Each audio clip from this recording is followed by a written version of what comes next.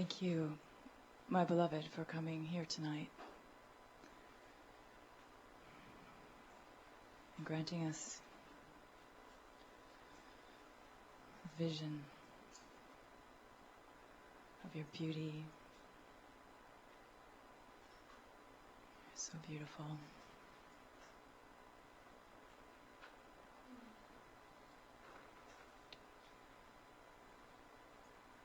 Beloved, if I may ask you a question pertaining to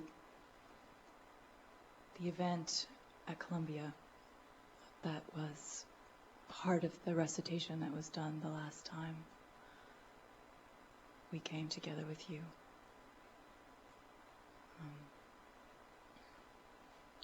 In studying that passage again with another devotee very closely, it became clear to me that I had a question about the yogic spiritual, your description of the yogic spiritual phenomena that coincided with your crisis of hearing. You describe a complete revolution of the energy in your body-mind. And I would like to read the 2 sentences where you speak about that.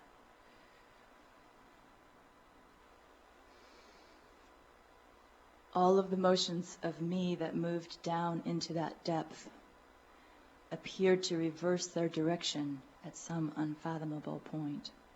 The rising impulse caused me to stand, and I felt a surge of force draw up out of my depths and expand, filling my entire body and every level of my humanly born conscious awareness with wave on wave of the most beautiful and joyous energy. And the words force and filling and beautiful and joyous and energy are all capitalized.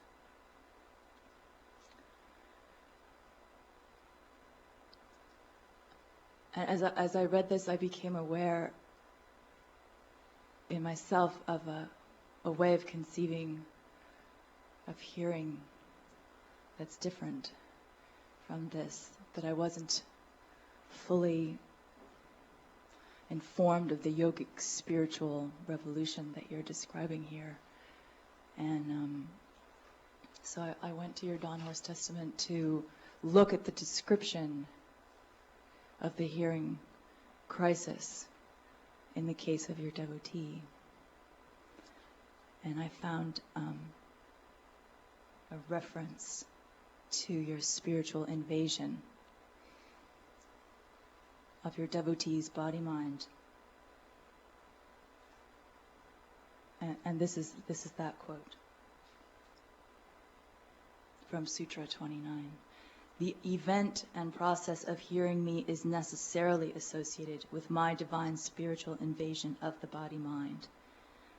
My divine spiritual invasion is the means whereby the fundamental and physically pervasive or total body-mind nature of self-contraction is shown, and this becomes the revolution of hearing me. And there's the word revolution in this reference as well. And I wanted to ask you if this reference is are you referring to the same revolution yogically that you describe in your own case in that crisis at Columbia, or is there something different? That's my question. Thank you.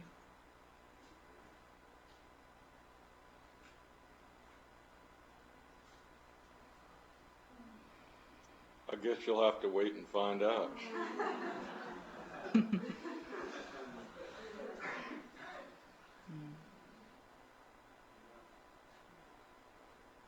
you have some other theory? When I asked some other devotees about this,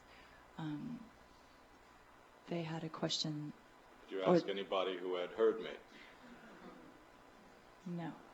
You did? No. No. Oh.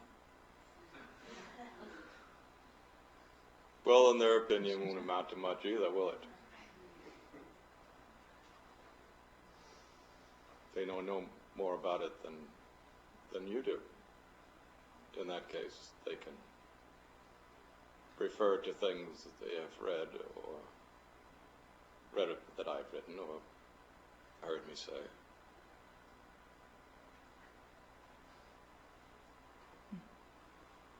But they can't tell you whether there was some spiritual experience associated with that process that they can say at least has some characteristics like what is indicated in the name of listening or not. I understand. So what about it? Why would there be a question? Probably, or definitely, because of the way that I have conceived of hearing. But you can't conceive of hearing. At least if you do, it doesn't make any difference. I didn't conceive of it. I describe it as a spiritual event and process. And there were certain matters of reality that were self-evidently so.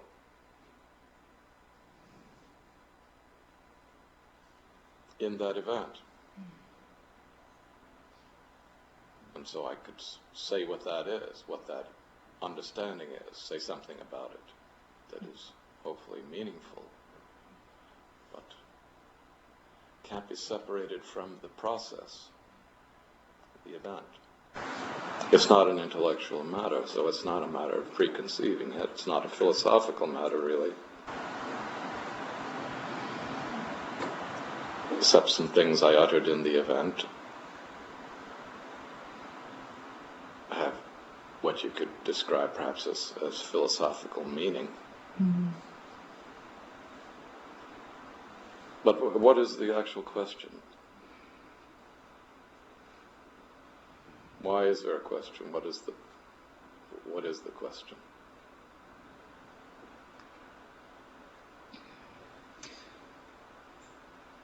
You found the word revolution in both the Dawnhurst Testament and the of Listening. That happened but after. so what? No, that happened after the question already. Why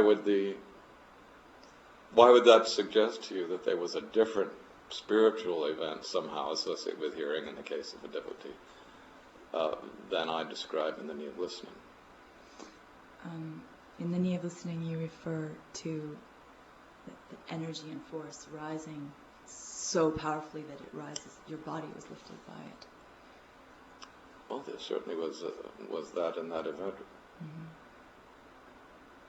And does it say only going up? No.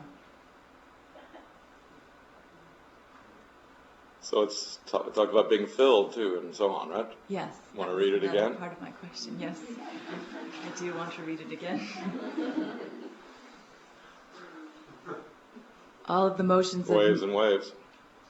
Waves and waves. Filling, revolutionary waves. Filling and what? Saying what does it say? What do I say? The rising impulse caused me to stand, and what about before that? All the motions of me that moved down into the depth. Down. You just answered my question, brother. Well, it's right there. You just answered. Black and white and in print.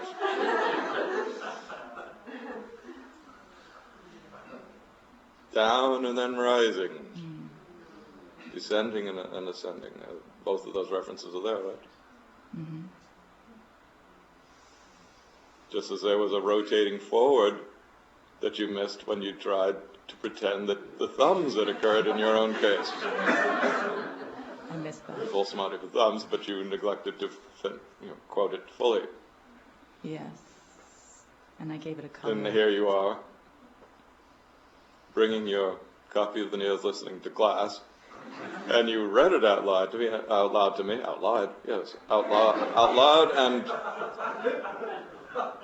I missed a whole half of it and made the question out of it as if I hadn't said it.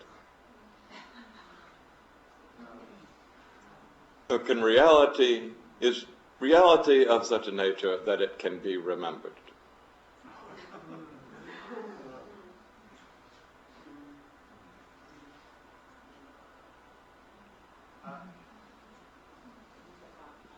Does the realization of reality, or does the idea of realizing reality suggest that it's about knowing something that you have to make sure you remember after that?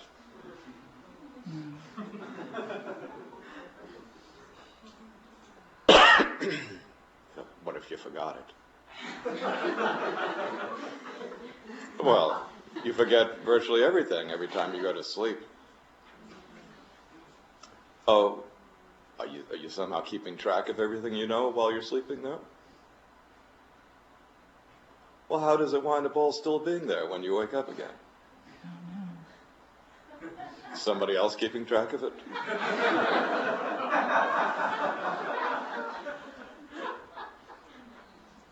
You didn't even notice half of the description you just read to me, and you read it. You weren't just trying to remember it. Yes. F.